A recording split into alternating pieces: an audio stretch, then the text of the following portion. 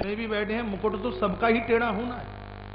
वृद्धावस्था में बहू और बेटे तुम्हारी बात मान ली तो समझे ना श्रवण कुमार पैदा हो गया आपके घर में, एक दूसरा श्रवण आ गया।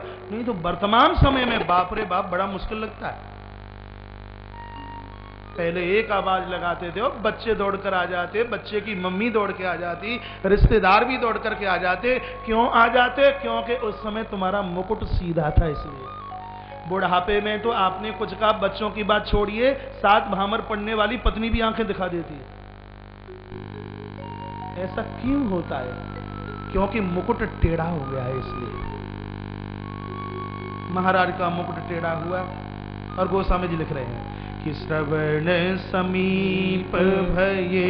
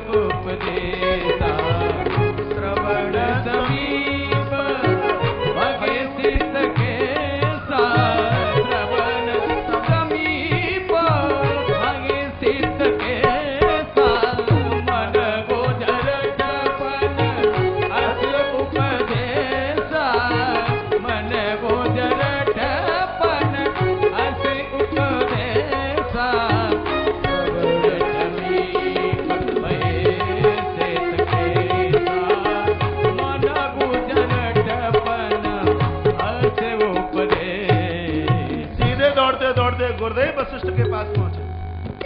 कहा ऐसी ऐसी बात है, वृद्धा अवस्था सामने नाच रही है। गुरुदेव यदि नगर के पंच कह दें और आपकी अनुमति हो जाए तो जो 5 ही मत लागहुनी का, जो 5 लागहिनी का, करहु भरसी राम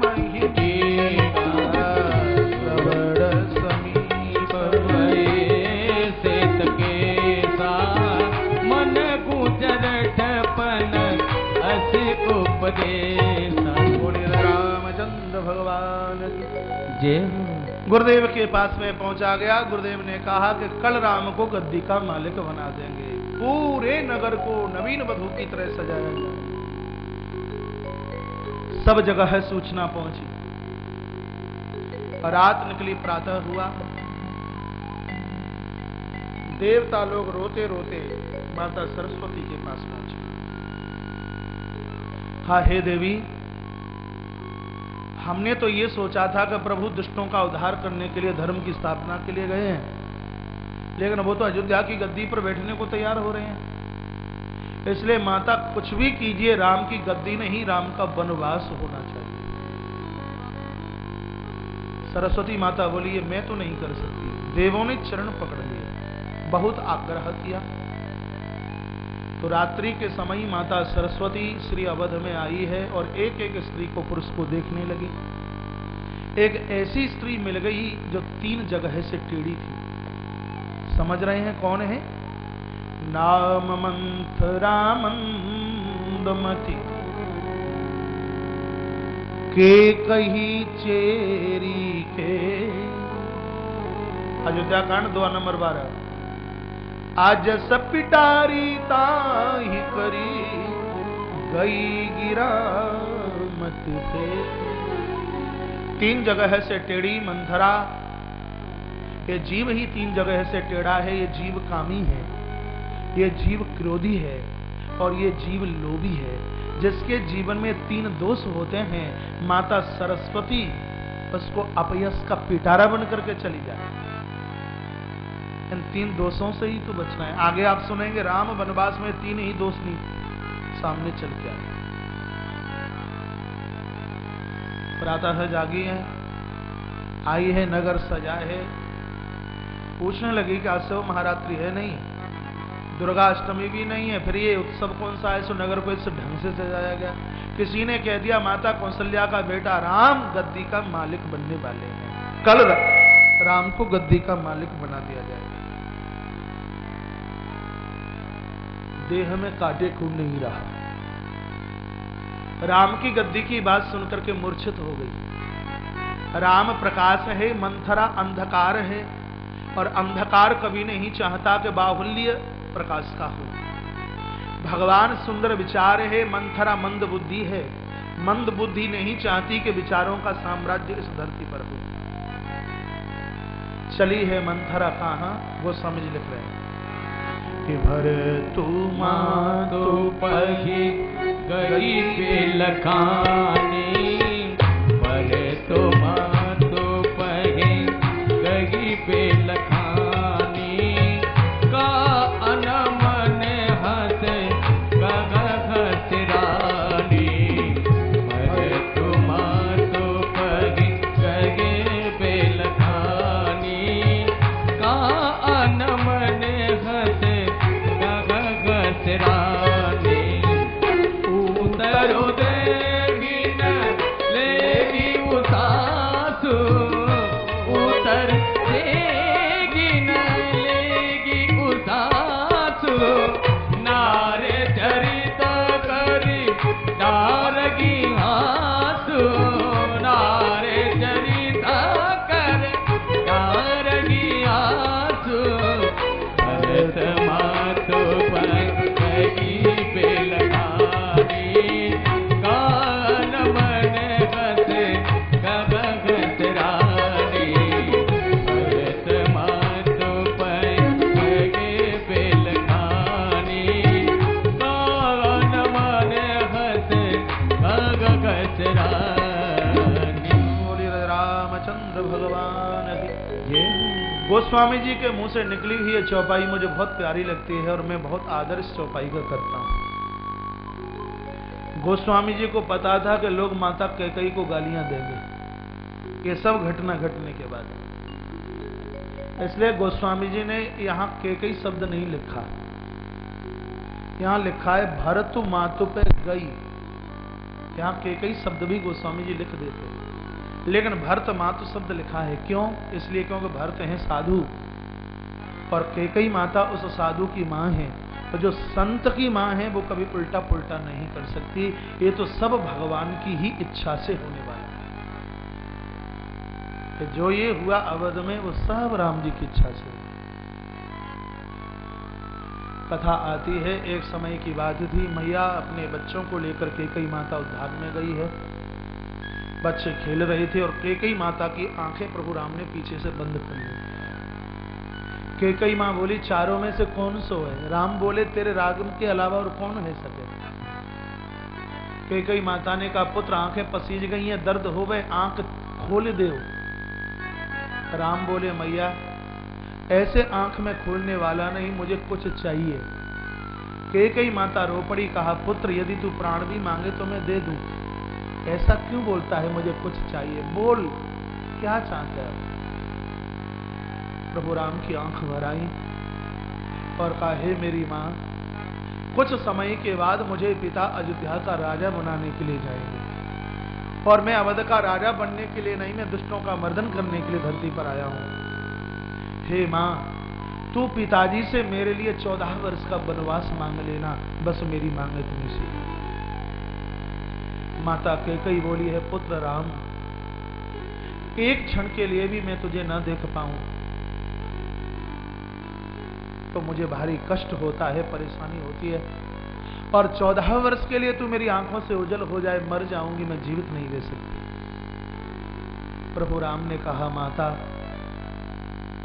कौसल्या मेरी मां है, तू मेरी जननी है, और ये आज मैं वायदा करता हूं तेरे चरणों में कि इस त्रेता में मैं माता कौसल्या के उदर से पुत्र बन करके आया, आने वाले द्वापर में तू बनेगी माता देवकी और मैं तेरी कोख से तेरा पुत्र कृष्ण बन करके धरती पर प्रकट होऊंगा। माता, ये वरदान तुम्हें मांगना है। यहां जो भी कोई घटना घटी उसमें पूरी करामात प्रभु श्री राम की थी। कैकेयी माता तू भरत की मां है, साधु की मां है। आज परंभा कैकेयी के पास में मंथरा रोती रोती आई है, आंख में आंसू है, उत्तर दे ही न ले ही उस आंसू, बोलती नहीं, सांस भी नहीं लेती। केकई के दरबार में जाकर के रो पड़ी। मां केकई ने पूछा, रे मंथरे क्या बात है? अच्छा तू जीव ज्यादा चला रही होगी तो थप्पड़ लखनन ने मार दिया होगा, तू बोलती ज्यादा है, बड़ बोली है। चल कोई बात नहीं, लखन को मैं समझा दूंगी, वो थोड़ा सा चपल है, तूने कुछ कह दिया होगा तो उसने थप्पड़ मार दिया होगा, कोई बात नहीं, मैं उसे समझा दूं। अब तो और ज्यादा लंबी लंबी सांसें लेने लगी। फिर पूछा, क्या बात है मंथरे, क्या मेरा बेटा राम कुशल से तो है? केकई का स्नेह प्रेम देखिए, सबसे पहले ये पूछा है कि मेरा पुत्र राम कुशल से तो है। फिर पूछा, क्या अयोध्या ठीक से तो है? उसके बाद पूछा, महाराज ठीक से तो हैं? कहा कौशल्या मां ठीक है, सुमित्रा ठीक से तो है? फिर कहा कि मेरा लखन कैसा है? और सबका समाचार पूछने के बाद केकई ने पूछा, भरत ठीक ठाक से तो है? ये संस्कृति अवध की देखिए, भरत के लिए सबसे बाद में मां ने पूछा है। मंथरा बोली, महारानी जी रामे छाण कुशल के ही आगे, इस अयोध्या में राम के अलावा और कुशल कौन हो सकता है? कुशलता सिर्फ राम की है, और तो सब परेशान है। अब तो सबके ऊपर बादल टूटने वाला है। केकई माता ने कहा, क्या हुआ? अरे महाराज राम को युवराज पद देना चाहते हैं। इतना कहा, मां केकई ने नौलक का हार मंथरा के कंठ में डाल दिया। कहा, मंथरे तूने मुझे बहुत सुंदर समाचार ला करके सुनाया है, तू और जो कुछ मांगना चाहती हो तो तू मुझसे मांग ले। और इसने उस हार को तोड़ करके फेंक दिया।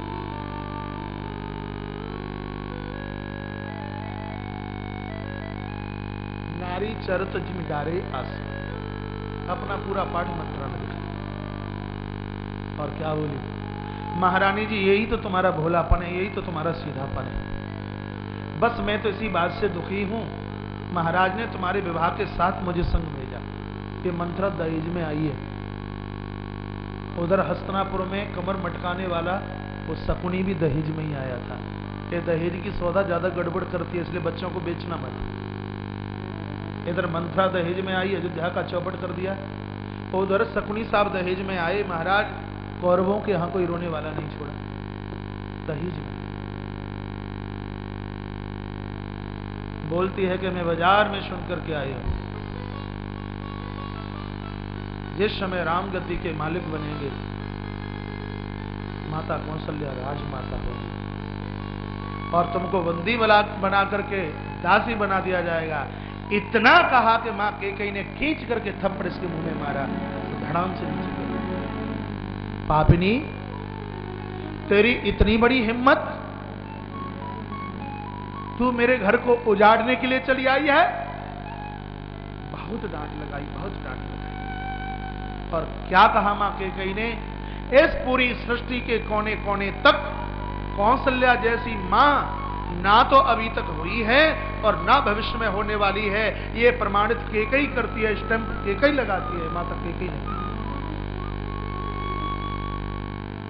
मंथरा आमना सामने करने के लिए आ गई। मंथरा ने कहा, क्या प्रमाण है तुम्हारे पास कि कौशल्या चतुर नहीं है, कौशल्या चालाक नहीं है? केकई ने कहा, तू मुझसे प्रमाण मांगती है तो प्रमाण मुझसे सुन ले। माता केकई कहती है, मंथरा ये प्रमाण है, यदि मेरी माता कौशल्या भोली भाली सीधी नहीं होती तो कौशल्या माता के उदर से राम जैसा बेटा कभी प्रकट ही नहीं हो सकता। ये प्रमाण है इस बात। और एक थप्पड़ उल्टे हाथ का मारा। पीछे पांडाल में और जगह है, जो लोग बैठे हैं उनको बैठे रहने दीजिए, डिस्टर्ब होता है। पांडाल के बाहर भी बहुत बिछाइत की व्यवस्था है, और बाहर अब धूप भी नहीं है, छाया आ गई है, तो बैठे हैं उनको खड़ा मत कीजिए।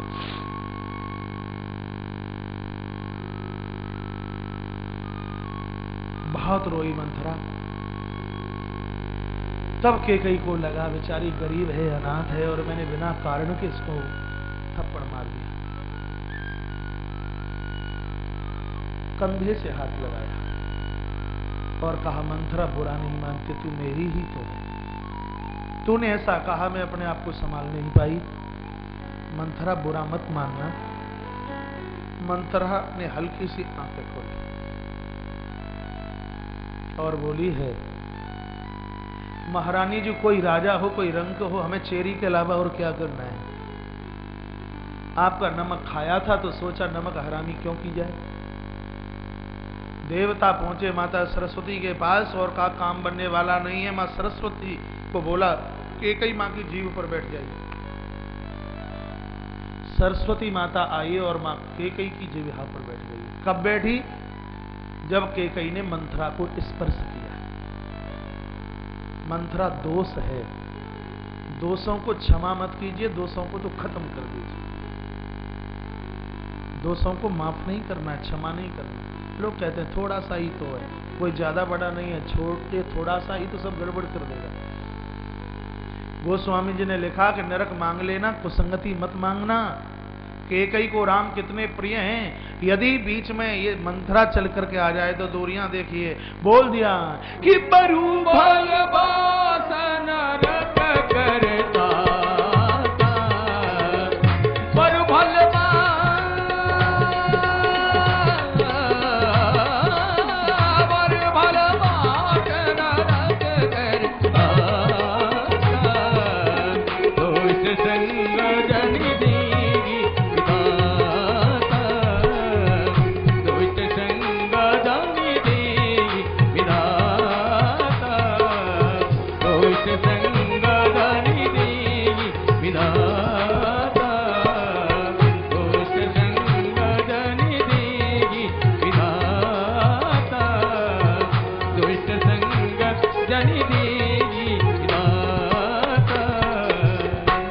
सकटम पंच हस्तेन 10 हस्तेन वाजिनाम हस्ती सत हस्तेन देश त्यागेन दुर्जन।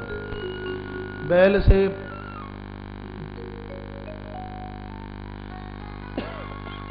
5 हाथ दूर, घोड़े से 10 हाथ दूर, हाथी से 100 हाथ दूर रहिए और जहां दुर्जन लोग रहते हैं उस स्थान पर बैठना ही नहीं है, उस स्थान को छोड़ देना। बड़ी गलती हो गई। जो कहा करती थी कौशल्य केकई, प्रातः रोज बोला करती थी, हे विधाता ब्रह्मा, जो भी तो जन्म दे कर छो हो राम से पुत्र हो। यदि धरती पर द्वारा से मैं स्त्री बनूं तो राम जैसा पुत्र और सीता जैसी पुत्र वधू मेरे घर में आए। दिमाग ने कैसा मोड़ लिया।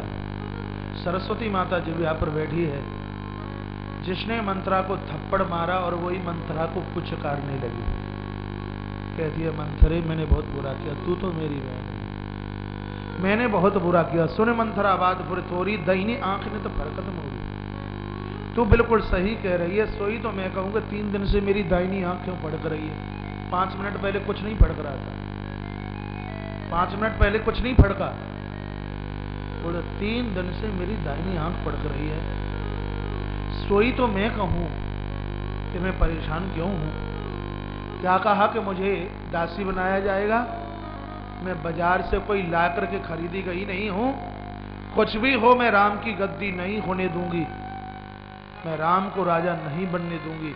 इसके लिए भले ही मुझे अवध छोड़ना पड़े, इसके लिए भले ही मुझे परवाज छोड़ना पड़े, और भले ही इसके लिए मुझे महाराज को छोड़ना पड़े। ये कुसंगति का लक्षण देखिए। एक केकई माता जैसी पतिव्रता नारी बोलती है कि भले ही मुझे महाराज दशरथ को छोड़ना पड़े। ये बहन मंथरा, अब कुछ ऐसा उपाय बता। मैं बहुत सीधी हूं, मैं बहुत सरल हूं, मेरे साथ कितना बड़ा छल, मेरे साथ में कितना बड़ा कपट किया जा रहा है, और मैं तो आज तक समझ नहीं पाई। ऐसा कुछ उपाय बता दे जिससे राम की गद्दी ना हो। खुश हो गई मंथरा। जो दूसरों को घर उजाड़ते हैं, दूसरों के घरों को बर्बाद करते हैं, रामचरितमानस में उन देवियों को मंथरा के नाम से जाना जाता है। मंथरा उपाय बताती है, कहती है, 2 वरदान भूपसन थाती, मांगो आज जुड़ावो छाती। देवासुर संग्राम में तुमने महाराज को विजय दिलाई, महाराज ने प्रसन्न होकर तुम्हें 2 वरदान देने के लिए कहा। आज भी महाराज के पास सुरक्षित हैं, तुमने आज तक मांगे नहीं, और आज समय है उन दोनों वरदानों को मांग लीजिए। पहले वरदान में भरत के लिए राज और दूसरे वरदान में राम के लिए वनवास। इतना कहा कि चक्कर खा करके माता कैकेयी जमीन पर गिरी। राम बहुत प्यारे कैकेयी, सहन नहीं कर पाई। मंथरा ने खड़ा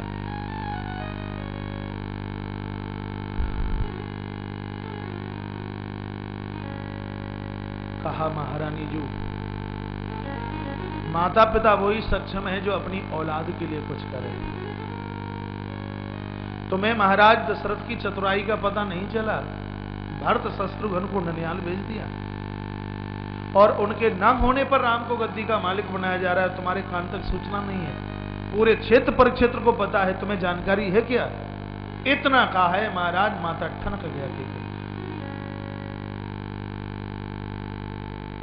माता कैकेयी कान की इतनी कच्ची बनी और दोनों वरदानों के लिए वो तो तैयार हो गई। राम के लिए वनवास और भरत के लिए गद्दी में मांगूंगी, लेकिन महाराज ने नहीं दिया तो मंथरा कहती है कि राम की सौगंध खिलवा लेना, राम शपथ। यदि महाराज राम की शपथ खा गए, भूपति राम शपथ जब करे ही, महाराज ने यदि राम की सौगंध खा ली तो वो प्राण छोड़ देंगे, लेकिन अपने बात से वो नहीं मुकरेंगे। उसके लिए तुम इन राजसी वस्त्रों को उतारिए और चिथड़े पहनकर सामने कोप भवन पहुंच जाइए। मंथरा वो अज्ञान है जो संस्कृति के वस्त्र उतारकर विकृति के वस्त्र पहनवाना चाहते हैं। ऐसे लोगों से बचिए, तुम्हारे घर की संस्कृति के वस्त्र न उतरवा दें। ये घर का झगड़ा, घर का कलह, ये क्या ये विकृति के ही तो वस्त्र हैं? अभी कैकेयी को कहती है जाइए कोप भवन। थोड़ी देर के बाद महाराज दशरथ आएंगे, उनको भी बोलेगी जाइए कोप भवन। उसके बाद श्री सुमंत जी महाराज आएंगे, उनको भी बोलेगी जाइए कोप भवन। और उसके तत्पश्चात प्रभु श्री राम चल करके आएंगे तो उनको भी ये ही बोलेगी कि जाइए कोप भवन। जिनका जीवन दोष सहित चल रहा है, ऐसे लोगों से कृपया सदैव सावधान। मंथरा का भोलापन, सीधापन, घर की रोशनी को बंद कर दिया, राजसी वस्त्रों को उतारा है और विकृति स्थिति में सीधे कोप भवन में माता परम्बा कैकेयी पहुंची। महाराज दशरथ को उधर अपशकुन होने लगे। कौशल्या को सूचना भेजी गई महाराज के द्वारा कि कल राम को गद्दी का मालिक बनाया जाएगा। पूरे अवध में समाचार भेजा, लेकिन महाराज ने सोचा है कि कैकेयी को मैं स्वयं अपने मुंह से जाकर के बताऊंगा तो कैकेयी मेरी इस आवाज को सुनकर प्रफुल्लित हो जाएगी, प्रसन्न हो जाएगी। संध्या का समय था। महाराज सीधे कैकेयी माता के भवन की तरफ जा रहे हैं। जिस देहली पर महाराज के आगमन से पूर्व चतुर्मुखा दिया जला करता था, कैकेयी दरबारे पर 4 बत्ती वाली थाली लेकर के खड़ी हुआ करती थी। उस घर में आज सुनसान था। महाराज ने देहली पर पांव रखा, छी को ही, और संकेत मिला महाराज यदि आज कैकेयी के मेलों में ना गए तो राम को वनवास से बचा लोगे। आज कौशल्या माता के भवन की तरफ चले जाइए। लेकिन राजा ने समझने की कोशिश नहीं की। जो ही आंगन में प्रवेश किया, जिस मंथरा को संध्या के समय महाराज ने कभी घर में नहीं देखा, पर वो आज आंगन में बैठी है। एकाएक हिल गई महाराज दशरथ और श्री दशरथ बोले, मंथरा महारानी का है। कहा महाराज सुबह से रूठी को भवन में पड़ी है, मैं कुछ पूछने के लिए जाती हूं तो सांपन की तरह फुंकारती है, ना स्नान किया है ना भोजन किया है। मेरी तो हिम्मत नहीं है पूछने के लिए। पूछना चाहते हो तो जरा कोप भवन आप ही चले जाइए। कोप भवन की बात सुनकर के महाराज संकुचित हो गए। कोप भवन सुनि सकुचे उरावो, गुण परगे न पावो। कोप भवन शून्य सकुचे उरावो। भाग्य पाश अग गुण परखी न पावो। कोप भवन शून्य सकुचे उरावो।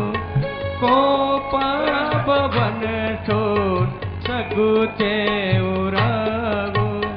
भय बास अग गुण परगे न पावो। भय बास अग गुण परगे न पावो। कोप भवन शून्य सकुचे उरावो। भय बास अग गुण परगे न पावो। रामचंद्र भगवान की जय। हमारे मध्य में पूरे आयोजन के संयोजक श्री गौरीशंकर जी विशेन, कैबिनेट मंत्री मध्य प्रदेश सरकार, मध्य में पहुंचे हैं। उनका बहुत मान है, बहुत सम्मान है। एक बार ताली बजाकर सम्मान कीजिए।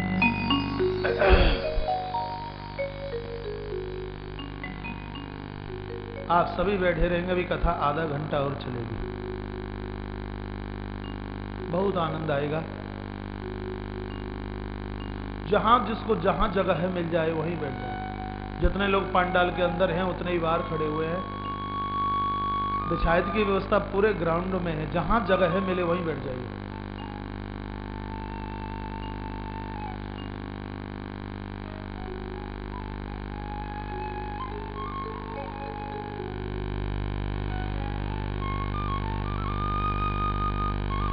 जाइन कटन कही मृदुवानी। प्राण प्रिय के हे तोरी शानी। जाइन कटन कही मृदुवानी। प्राण प्रिय के हे तोरी शानी। कोप भवन शून्य सकुचे उरावो। भय बास अग गुण परगी न पावो। कोप भवन शून्य सकुचे उरावो। भय बास अग गुण परगी न पावो। बोलिए शंकर भगवान की जय। थोड़ा सा ध्यान एकाग्रचित कीजिए। गोस्वामी जी लिखते हैं कि काम के लिए मैं न जाने क्या क्या बोलूं। सुरपति वसई बाहुबल जाके निरपत सकें रखें रुकत आके। इंद्र का भी राज्य अभिषेक जिसके बिना नहीं होता। महाराज दशरथ आज काम के वर्णों से कैसे वेदित हुए। जो एक आवार कामी की होती है, बिल्कुल मुंह से वही शब्द निकल रहे हैं, वही आवाज निकल रही है।